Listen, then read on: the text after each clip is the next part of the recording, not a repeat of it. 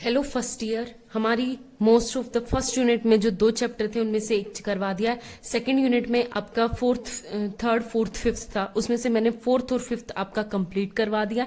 अब आप स्टार्ट करते हैं 6th चैप्टर। ठीक है, 6th चैप्टर अकेली थर्ड यूनिट है, तो मोस्ट इंपॉर्टेंट है और साथ साथ करके जाना। और छोटा सा चैप्टर है, ज्यादा मुश्किल नहीं है, बट आप साथ साथ करते जाना। ठीक है, तो आपका क्या है कि इसने कहा linear differential equation of a second order. अब की बार कितनी है? लीनियर डिफरेंशियल ऑर्डर इक्वेशन है और सेकंड ऑर्डर की।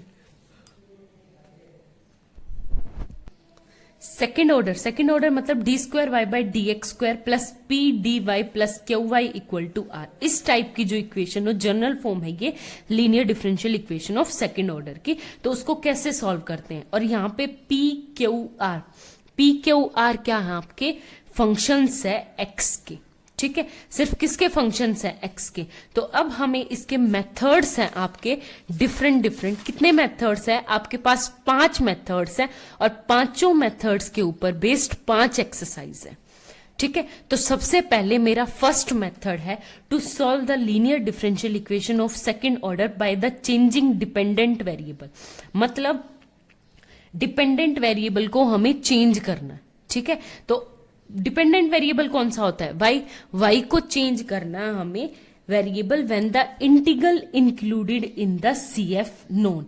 मतलब जो कॉम्प्लीमेंट्री फंक्शन है, अब की बार हमें सॉल्व नहीं करना, वो हमें पहले ही नोन होगा, यानी हमें पहले ही पता होगा। अब वो पता कैसे चलेगा, उसके लिए कुछ रूल्स हैं। मोस्ट ऑफ द एक्सरसाइज, पूरी एक्सरसाइज आपकी 2 रूल के ऊपर भी डिपेंड है, एक तो फर्स्ट और एक फोर्थ। फर्स्ट रूल यानी y इक्वल टू ई की पावर mx होगा। mx जब इस टाइप से यानी 1 plus p by m plus q by m square equal to 0 है। तो इसकी 2 पार्ट है कि e की पावर x कब होगा? जब 1 plus p plus q equal to 0 हो जाए। e की पावर माइनस x कब होगा? 1 minus p plus q equal to 0 हो जाए। ठीक है, अब आपको थोड़ा सा मुश्किल लगेगा यहाँ पे बताऊंगी तो, बट आप जब क्वेश्चंस करोगे तो बहुत आसान होगा। ठीक है, बाय प्रैक्टिस आप 1 सेकंड में पता लगा दोगे कि इन सारे रूल्स में से कौन सा हमारा वैलिड है। और x की पावर m टाइप का सॉल्यूशन कब होगा? जब मेरा q x square m p x m minus 1 इस टाइप का। यानी एक एग्जाम्पल के थ्रू बताऊं तो y इक्वल टू एक्स की पावर 1 है ना, तो ये हो जाएगा p plus q x equal to 0। Mostly ये यूज होगा आपका, मोस्टली ये 3 रूल सबसे ज्यादा यूज होंगे। ठीक है, और 1-2 एक्सेप्शनल केस होंगे तो वो कर लेंगे। आई बात समझ में? तो ये होगा ये। अब इसके बाद पढ़ते हैं वर्किंग रूल। वर्किंग रूल में आपको क्वेश्चन करवाते कराऊंगी। वर्किंग रूल के आपके कितने स्टेप है? 5 स्टेप है। ठीक है, तो सबसे पहले इसने कहा find the solution of the equation d y by this. मतलब ये इस टाइप की फॉर्म बना। ठीक है, इस टाइप की फॉर्म बनाई तो जैसे क्वेश्चन है मेरे पास, ये क्वेश्चन है। आई बात समझ में? मेरे को इस टाइप की फॉर्म बनानी है, तो सबसे पहले यहाँ पे एक्स स्क्वायर है, एक्स स्क्वायर से नीचे डिवाइड कर दूंगी, तो d square y by d x square minus क्या आ जाएगा? 1 by x plus 2 by x d y by d x plus x square से डिवाइड करूंगी तो ये आ गया 1 by x plus 2 by x square into y. एक सेकेंड, ये एक्स स्क्वायर था तो 1 बाई एक्स स्क्वायर से काटेंगे तो कटेगा ना, ये 1 y equal to x cube है तो एक्स क्यूब कट के क्या बन जाएगा? एक्स ई की पावर एक्स। ठीक है, तो अब आपके पास ये क्या हो गया? P, ये क्या है? Q, and this is R। आगे बात समझ में? तो हमारा फर्स्ट स्टेप क्या है? Find the solution of the equation this equal to 0। ठीक है, तो यानी इसका मेरे को अब सॉल्यूशन निकालना है। कैसे निकालना है वो देखो। अब आपका यहां से शुरू होता है, फर्स्ट स्टेप शुरू होता है। तो सबसे पहले एक बात बताओ, ये P है, ये Q है। अगर मैं नोटिस करूं तो ये -2 बाई एक्स, ये 2 बाई एक्स स्क्वायर, -1 प्लस का 1, तो एक दूसरे को काट देंगे। लेकिन कब? जब मैं इसको x से मल्टीप्लाई करवाऊंगी तब। तो P यानी ये -1 plus 2 by x plus p plus q x, Q x से मल्टीप्लाई करवाऊंगी तो 1 प्लस 2/x, -1 से ये कट गया इक्वल टू 0, यानी p प्लस क्यू एक्स क्या आ गया आपके पास 0 के इक्वल आ गया। तो इसका मतलब हमने रूल किया था कि अगर p plus q x equal to 0 आ जाता है तो सॉल्यूशन मेरा क्या आता है x, यानी अब मेरे पास सॉल्यूशन हो गया x। तो u equal to x is CF। ठीक है, नॉन इतना पता चल गया, आगे बात समझ में, ये हमारे पास CF निकल गया यहां तक। अब आपको रूल करना है सेकंड रूल। सेकंड क्या कह रहा है कि changing the dependent variable y to v में डिपेंड करो by putting y equal to ux the reducible equation this, यानी अब आपको पुट करना है क्या, y equal to step second y equal to uv, u क्या था जो हमने x सॉल्व किया वो और v। ठीक है, तो अब जिसकी वैल्यू पुट करनी है वो देखो यहाँ पे किस किस की, मेरे को सबसे पहले dy बाई dx चाहिए है, तो ये आ गया dy by dx। dy by dx क्या आ गया, x के विद रिस्पेक्ट में होगा तो v as it is plus x as it is, तो ये आ जाएगा dv बाई dx। ठीक है, ये second same as it is किसका निकालेंगे d।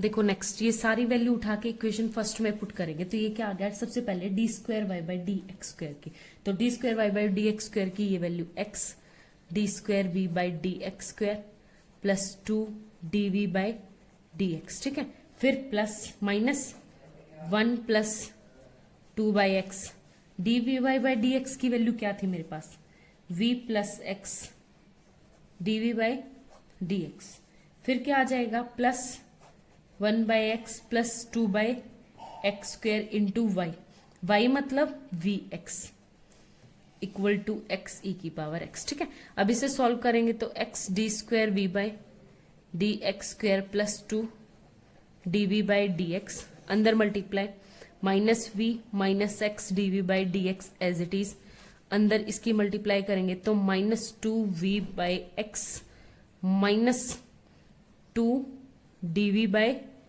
dx, अंदर इसकी मल्टीप्लाई करवाएंगे तो प्लस में v by x and plus में 2v, एक सेकेंड ये x से x कट जाएगा तो ये आ जाएगा x से x कटे v और प्लस में 2v बाई एक्स। ठीक है, इक्वल टू x e की power x as it is, तो 2v बाई एक्स से 2v बाई माइनस v से प्लस का v बाई कट गया, 2v से 2v, ये एक x यहां से एक x यहां से ये x, तो क्या बन गया d² y by dx² minus x dv by dx equal to e की पावर x। ठीक है, आगे बात समझ में। अब आपको क्या करना है, ये फॉर्म बन गई। ठीक है, तो अब आपका कौन सा स्टेप होगा, सेकंड स्टेप बिल्कुल कंप्लीट हो गया, जिसमें देखो ये p डैश है, ये q डैश है। ठीक है, अब आपको करना है अपना सिंपल सा स्टेप कि dv बाई dx को क्या पुट करोगे, p स्मॉल p, तो अब पुट करो, put dv by dx equal to small p। ठीक है, जैसे ही स्मॉल p पुट किया तो ये क्या आ गया मेरे पास, d² dp by dx minus x था, एक x कट भी तो गया, ये x नहीं बचेगा यहाँ पे, minus p equal to e की पावर x। ठीक है, e की power x as it is. आगे बात समझ में, इतना हो गया सॉल्व। अब आपको क्या करना है कि ये आपके पास p डैश है, ये q डैश है। ठीक है, p डैश कितना है -1,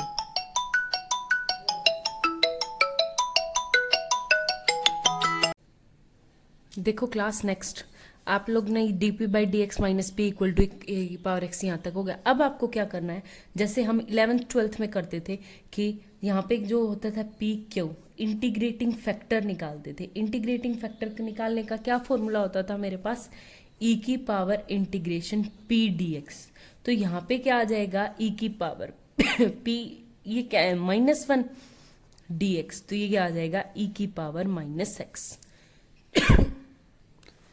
ठीक है, अब क्या हो जाएगा आपके पास सॉल्यूशन होता था मेरा y इंटू इंटीग्रेटिंग फैक्टर, लेकिन हम p के लिए कर रहे हैं तो p into integrating factor e की power minus x equal to क्या होता था इंटीग्रेशन q क्या है आपके पास e की power x into integrating factor e की power minus x dx plus c. ठीक है, ये फॉर्मूला आप लोग वहां पे लिख लो अपनी बुक के अंदर। ये होता है जो y into integrating factor equal to integration q into integrating factor plus c. ठीक है, dx। अब आपके पास क्या हो जाएगा, इसको सॉल्व करूंगी तो ये 0, तो e की पावर 0 1, तो e की power minus x x plus c. ठीक है, अब दोनों तरफ e की पावर x से तो p इक्वल टू क्या आ गया x इंटू एक्स e की पावर x प्लस c1।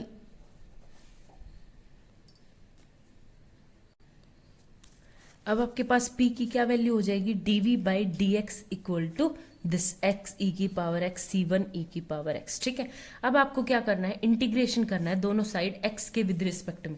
तो क्या हो जाएगा v इक्वल टू इंटीग्रेशन x, तो मैं डायरेक्ट ही कर दूं तो ये क्या आ जाएगा x as it is e की power x minus integration x का डिफरेंशिएशन 1 e की पावर x का, ये हो जाएगा x का e की पावर x dx प्लस ये क्या आ जाएगा c1 e की पावर x का इंटीग्रेशन e की पावर x प्लस क्या आ जाएगा c2।